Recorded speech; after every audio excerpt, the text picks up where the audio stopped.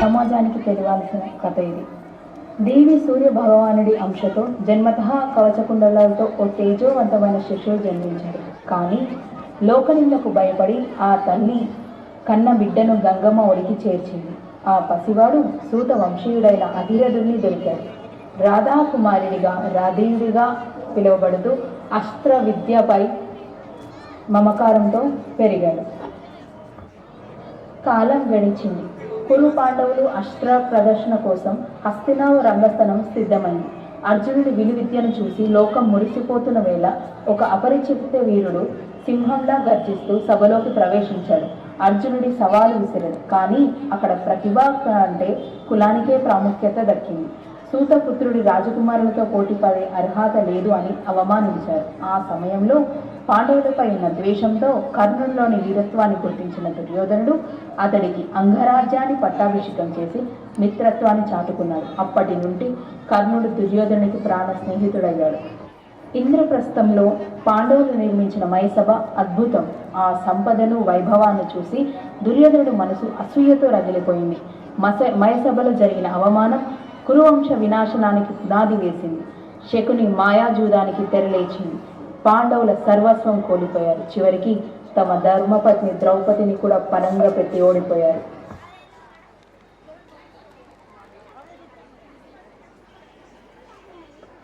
సంగ్రామానికి దారి తీసిన ఘట్టం పాంచాలి ద్రౌపది వస్త్రాభరణం.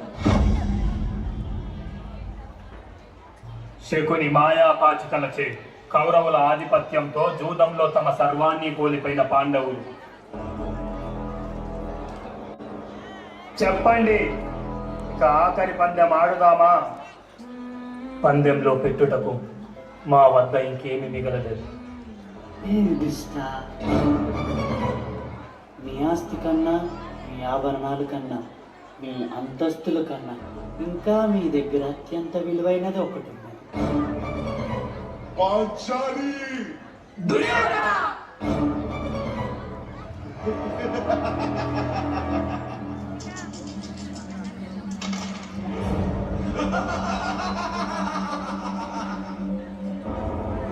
వీరా దుశ్శాసన, తక్షణమే ఆ పాంచాలి మెడను వంచి ఈ సభకు లాక్కొనిరా.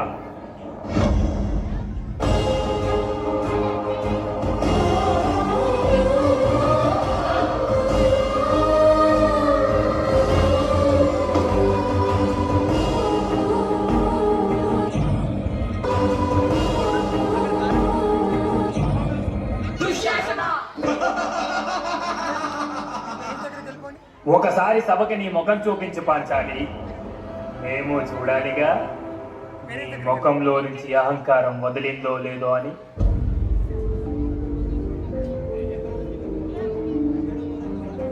జరుగుతున్నది జగన్. హే దుశ్శాసన, మీ కౌరవుల పతనం ఇక ప్రారంభం. మీ గుండెల్లో దాగున్న రక్తంతో నా కురులను కడిగి వేస్తా. ఇదెక్కడ ధర్మం? ఒక వీరనారి జీవితం జూదానికి బలవడం. ఇదెక్కడి న్యాయం? నిండు సభలో ద్రౌపది మానవ మట్టిలో కలిసిపోవడం. నా మానానికి భంగం కలగకుండా నన్ను రక్షించడానికి నా కృష్ణుడు, ఆ శ్రీకృష్ణ పరమాత్ముడు వస్తాడు.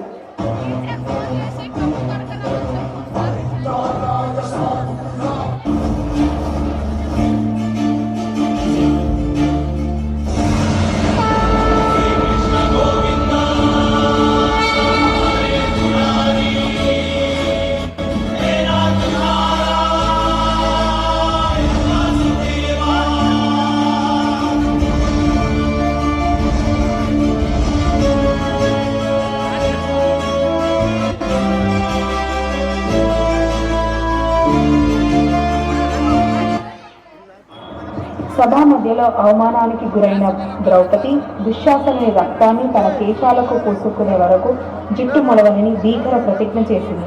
ధృతరాష్ట్రుడు పాండవులకు వారి రాజ్యము ఆస్తులు తిరిగి ఇచ్చేసిన శకుని కుతంత్రంతో రెండోసారి మాయాజూదం నిర్వహించబడినది. ఈసారి ఓడిపోయిన వారు 12 ఏళ్ల అరణ్యవాసం, 1 ఏడు అజ్ఞాతవాసం చేయాలని నిర్ణయించారు. పాండవులు అరణ్యాలకు బయలుదేరారు. వనవాసాల్లో వారు ఎన్నో కష్టాలు అనుభవించిన శ్రీకృష్ణుని అనే అందతో ఋషుల ఆశీస్సులతో తమ శక్తిని పెంచుకున్నారు. అజ్ఞాతవాసం 12 ఏళ్ల వనవాసం ముగిశాక పాండవులు తమ వేషధరణ మార్చుకొని విరాట రాజ్యం కొలువులో చేరారు. ధర్మరాజు కంకుబట్టుగా, భీముడు వలువడిగా, అర్జునుడు బృహన్నలుగా, నకుల సహదేవులు అశ్వపాలకులుగా, ద్రౌపది సైలేంద్రిగా కాలం గడిపారు. అజ్ఞాతవాసం విజయవంతంగా ముగిసింది. ధర్మరాజు యుద్ధాన్ని నివారించాలని కోరుకున్నాడు. తమ రాజ్యం తమకిమ్మని కనీసం 5 ఊళ్ళు ఇచ్చిన చాలని శ్రీకృష్ణుని రాయబారిగా పంపాడు.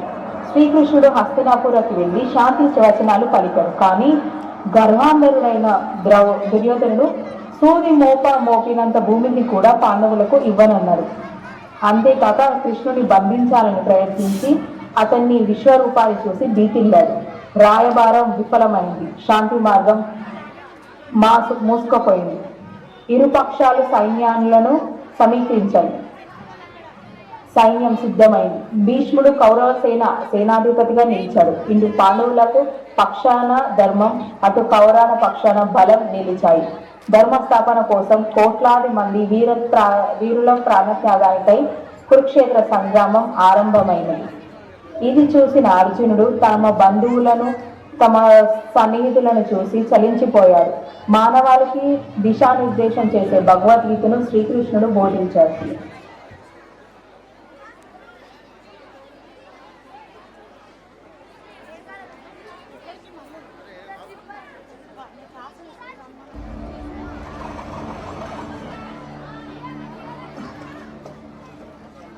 ఏమైంది అర్జున? ఇక్కడున్న వారంతా నా పరివార సభ్యులే చేశాను. నా బంధువు, నా మిత్రుడు, భీష్మ పితామహుడు, ద్రోణాచార్యుడు.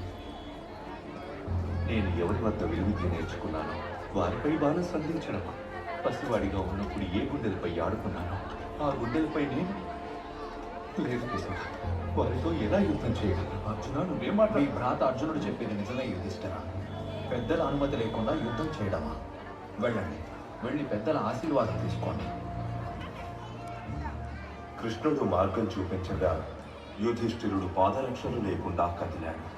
నిరాయుధునిగా వస్తున్న ఆ ధర్మరాజును కౌరవ సైన్యం కళ్ళప్పగించి చూసింది.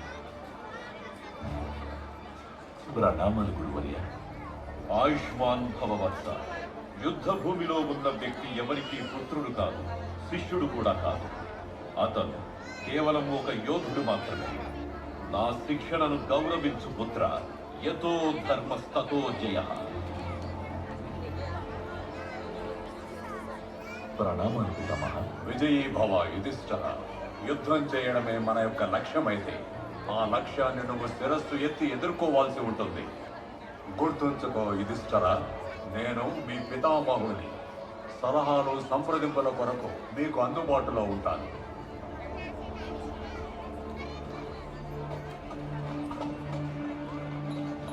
పడ్డారు. కానీ మనసేమి గాంధీవం కాదు ప్రతి వారిపై ఎక్కువ పెట్టడానికి. ఈ యుద్ధంలో ఓటమి మాత్రమే ఉంది కేశవ. నేను గెలిచినా అది ఎలాంటి గెలుపవుతుంది? చూడండి నా చేతులు ఎలా వణుకుతున్నాయో. ఈ యుద్ధం చేయడం నా వల్ల కాదు కేశవ, నా వల్ల కాదు.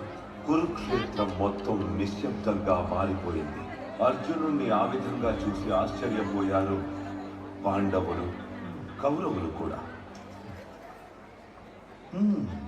నీవు చెప్పింది నిజమే అర్జున.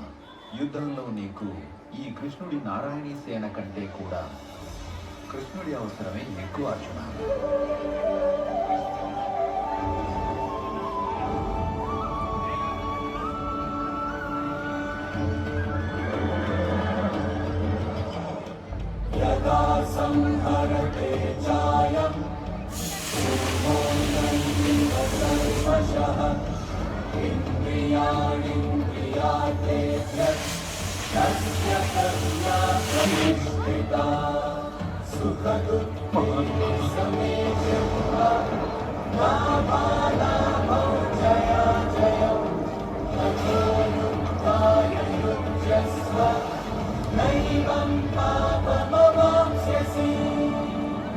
ఏమిటి స్వామి మీ ఈ రూపం?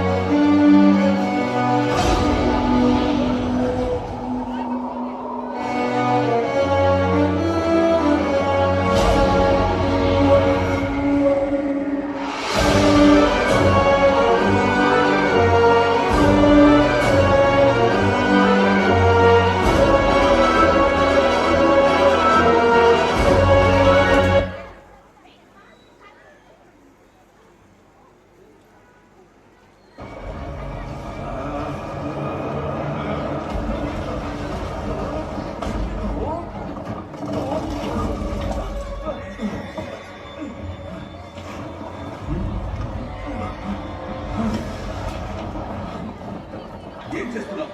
పదసారథి చక్రం బయటిది.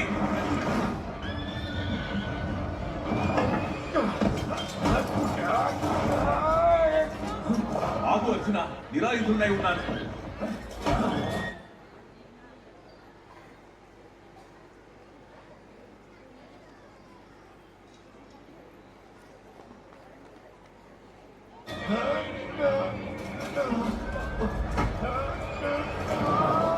ఇంకా చూస్తావేంటి అర్జున?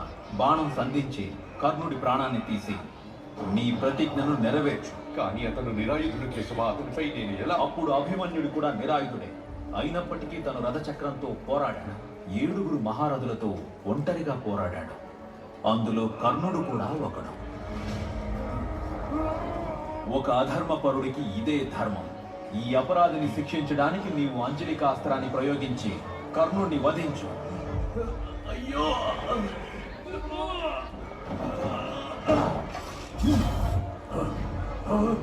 ఏం చేస్తున్నావు అర్జున? నిరాయుధుడిపై నిరధుడిపై దాడి చేస్తావా? ఇదేనా నీ శౌర్యం? ఇదేనా నీ ధర్మం? చరిత్ర నిన్ను ఎప్పటికీ క్షమించదు అర్జున. దుర్యోధనుడి దుష్కార్యాలన్నింటిలోనూ నువ్వు అతనికి తోడుగా ఉన్నావు. ఈ రోజు మృత్యుద్వారం వద్ద నిలబడి నువ్వు ధర్మం గురించి మాట్లాడుతున్నావా కన్నా? ఆ రోజు ఏమైంది నీవు మాట్లాడుతున్న ఈ ధర్మం? నిండు సభలో పాంచాలి వస్త్రాపహరణం చేయమని ఆజ్ఞించినప్పుడు ఏమైంది? ఆ రోజు ఏమైంది నువ్వు ఇప్పుడు చూపిస్తున్న శౌర్యం?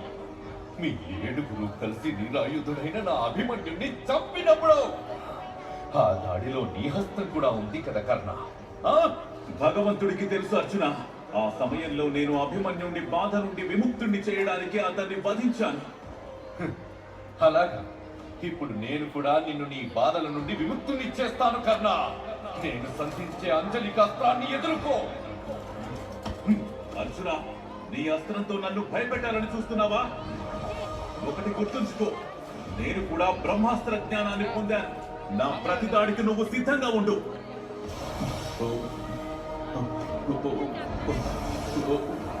బ్రహ్మ, నాకు అసలేమవుతుంది? ఒకవేళ ఏమైనా గురు పరశురాముడి శాపం ఫలించట్లేదు కదా?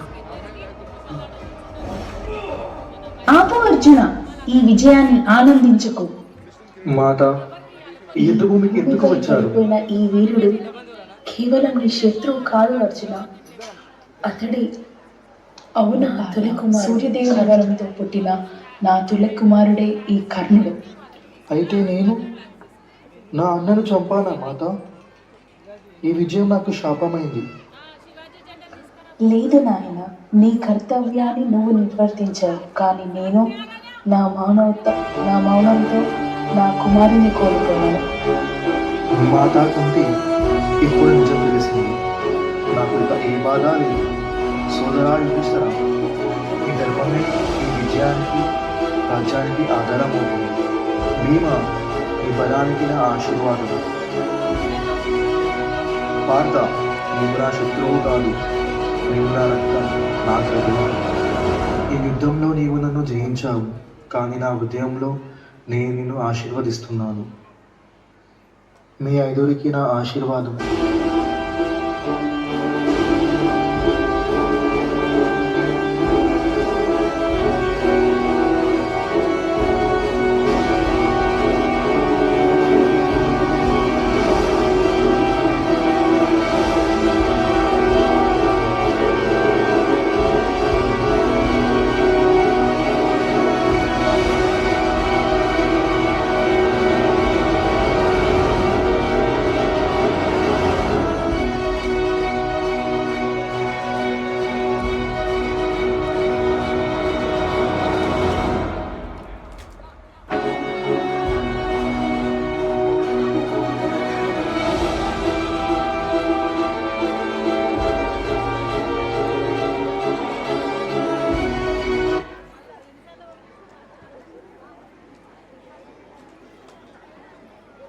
కృష్ణ, ఈ విజయం నాకు ఆనందం ఇవ్వలేదు.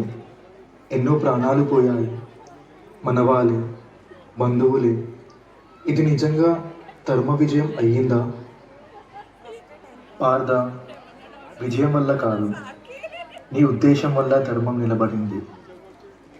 కానీ ఈ యుద్ధం నా హృదయాన్ని ఖాళీగా చేసింది. కృష్ణ, నీ చేతులు యుద్ధం చేశాయి, కానీ నీ మనసు కర్తవ్యం చేసింది. పార్థ, అధర్మం నిలవనివ్వకుండా నీవు ధర్మానికి మార్గం వేశావు. అయితే ఈ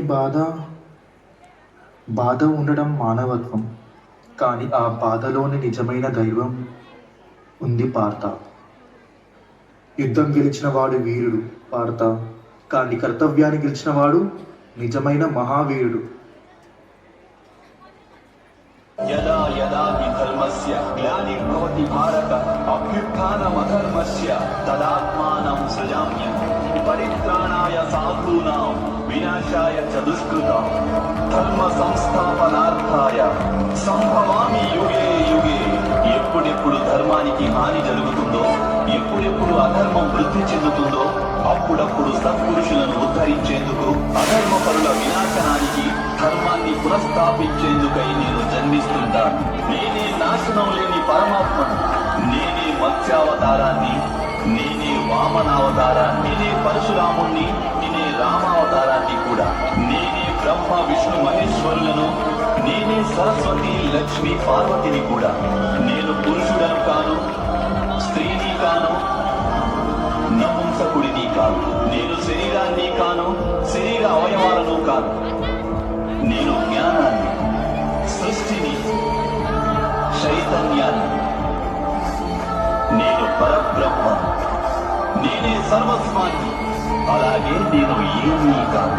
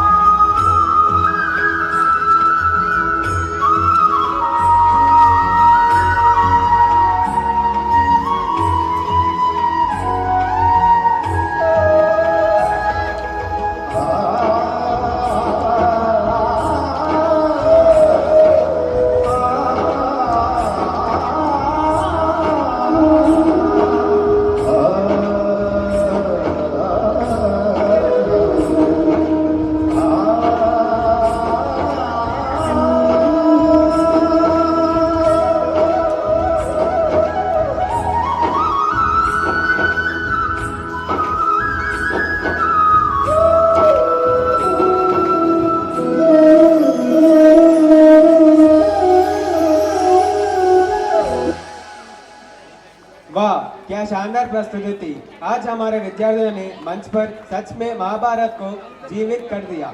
संवाद, भाव, आत्मविश्वास और ऊर्ज सब कुछ अद्भुत था। आप सभी ने यहाँ साबित कर दिया कि प्रतिभा और मेहनत मिलकर इतिहास लिख देती है। जोरदार तालियों के साथ एक बार फिर से हमारे कलाकारों का सम्मान करें। शाबाश बच्चों, अपने कमाल कर दिया।